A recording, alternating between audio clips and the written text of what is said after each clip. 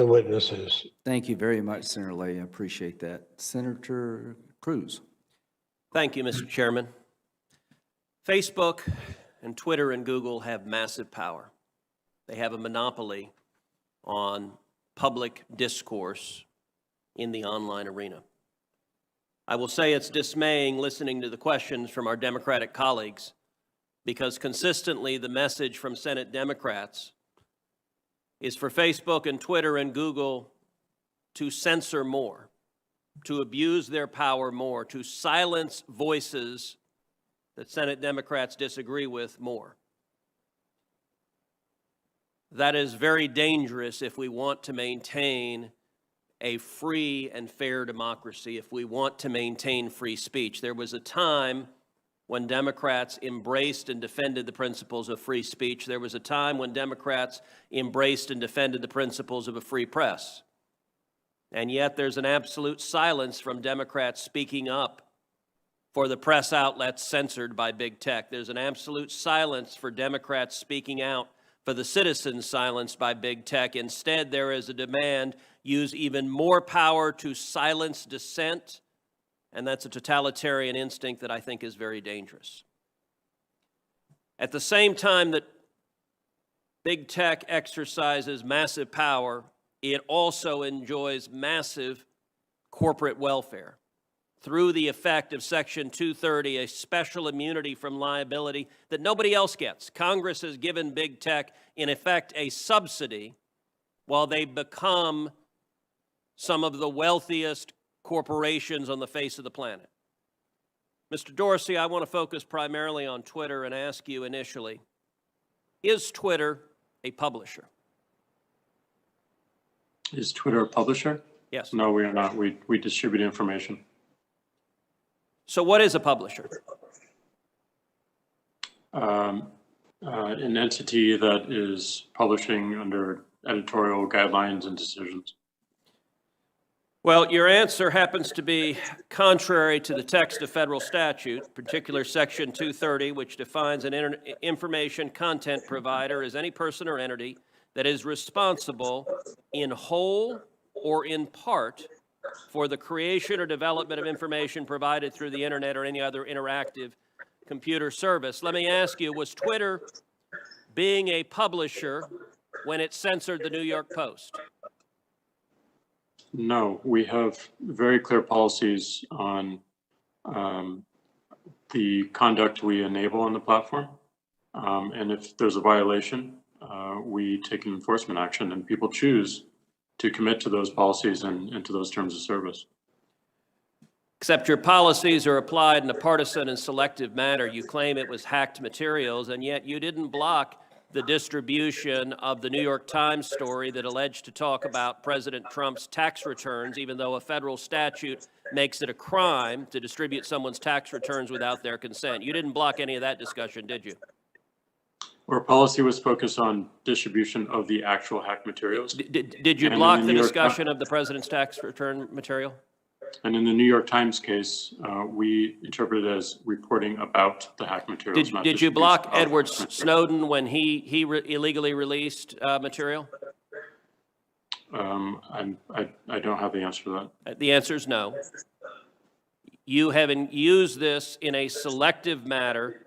Let me ask you, were you being a publisher when you forced Politico, another journalistic outlet, to take down their tweets on a topic that you had deemed impermissible? No.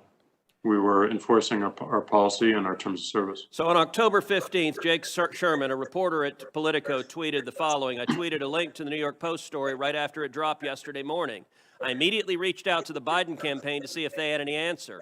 I wish I'd given the story a closer read before tweeting it. Twitter suspended me. So you actually have a reporter reporting on a story, asking the other side for comment. And Twitter says, hi, Jake Sherman, your account at Jake Sherman has been locked for violating Twitter rules. Now, what did the Politico reporter do? Immediately tweets after that, my goal was not to spread information. Well, that's a little worrisome just in and of itself. My goal was to raise questions about the story.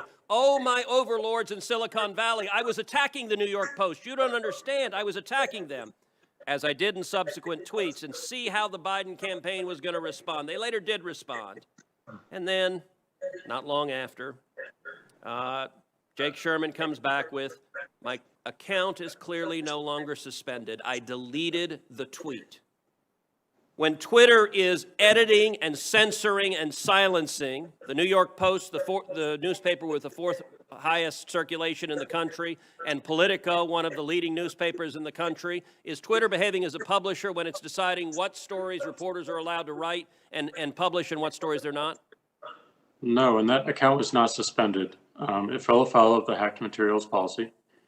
We realized that there was an error in that policy and the enforcement. Hold on, I'm literally 24 looking at the hours. tweet from Twitter that says your account has been locked. You're telling me that this is not an accurate... That's a lock and can be unlocked when you delete the... I understand that you have the star chamber power. Your answer is always, well, once we silence you, we can choose to allow you to speak. But you are engaged in publishing decisions. Let me shift to a different topic. Mr. Dorsey, does voter fraud exist? I don't know for certain. Are you an expert in voter fraud? No, I'm not. Well, why then is Twitter right now putting purported warnings on virtually any statement about voter fraud? We're simply linking to a broader conversation so that people have more information. No, you're not. You put up a page that says, quote, voter fraud of any kind is exceedingly rare in the United States. That's not linking to a broader conversation. That's taking a disputed policy position, and you're a publisher when you're doing that. You're entitled to take a policy position, but you don't get to pretend you're not a publisher and get a special benefit under Section 230 as a result. That link is pointing to a broader conversation with tweets from publishers and people all around the country. Mr. Dorsey, would the following statement violate Twitter's policies? Quote, absentee ballots remain the largest source of potential voter fraud. I imagine that we would label it so that people can have more context and read through. How about this quote? Quote, third-party organizations, candidates, and political activists, voter fraud is particularly possible where, quote, third-party organizations, candidates, and political party activists are involved in, quote, handling absentee ballots. Would you flag that as potentially misleading? I don't know the specifics of how we might enforce that, but I imagine a lot of these would have a label pointing people to a bigger conversation. Well, you're right. You would label them because you've taken the political position right now that voter fraud doesn't exist. I would note both of those quotes come from the Carter-Baker Commission on Federal Election Reform. That is Democratic President Jimmy Carter and former Secretary of State James Baker. And Twitter's position is essentially voter fraud does not exist. Are you aware that just 2 weeks ago in the state of Texas, a woman was charged with 134 counts of election fraud? Are you aware of that? I'm not aware of that. If I tweeted that statement with a link to the indictment, would you put a wording on it that says, well, the Democratic Party position right now is voter fraud doesn't exist? I don't think it's useful to get into hypotheticals, but I don't believe so. You don't believe so? Well, we're going to test that because I'm going to tweet that and we'll see what you put on it. All right. Yesterday, Mr. Dorsey, you and I spent a considerable amount of time on the phone, and you said that you wanted to embrace transparency. So I want to ask you, I have asked Twitter, I've asked Facebook multiple times, how many times have you blocked Republican candidates for office, their tweets or their posts in 2016, in 2018, and 2020? How many times have you blocked Democratic candidates for office? How many times have you blocked Republican office holders? How many times have you blocked Democratic office holders? Twitter has repeatedly refused to answer that question with specific hard data and cataloging the examples. In the interest of transparency, which you said you want to embrace, will you commit in this hearing right now to answer those questions in writing? And It's we'll exactly let that what be we the want to last do. question. Okay. I'm sorry, Mr. Dorsey, I didn't hear you. That's exactly what we're pushing for as we think about building upon 230. Is that a yes transparency, that not you will just- answer those questions in writing?